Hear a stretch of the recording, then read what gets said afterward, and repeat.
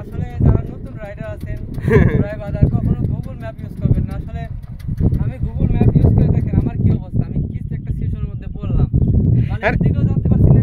বাইকের অবস্থাটা দেখেন, এগুলো দেখান। আচ্ছা আমি একটা কাজ করি, অবস্থা এত দূর গুগল ম্যাপ থেকে দেখে আসছি, বাইকের অবস্থা পুরাই সম্পূর্ণ একবারে শেষ। এখন যে আমি এদিক দিয়ে যাবো, ভাই রে ভাই অবস্থা রে, পরিকল্পনা কোনো ছিল না।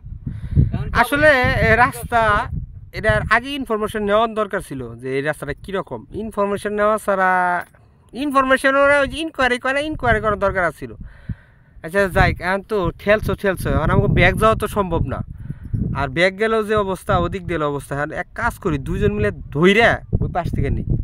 চা পেয়ারা তো খাইছি এরকম পেয়ারা তো হয়, কি আর করবো, বয়ে রয়েছি।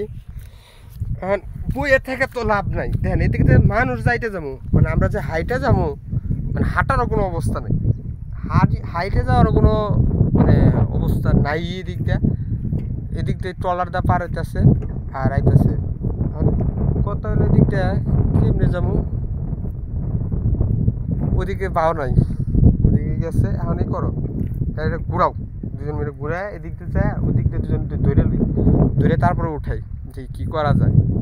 কারণ রাস্তা তো অবস্থা দেখলেনি, এই রাস্তাতে কেমনে যাবো কোন, এটা কি সম্ভব? জুতা লয়ে যাইতেছে গা ধইরা বাইন্দায়, কিন্তু কেমনে না যাবো, অবস্থা নেই।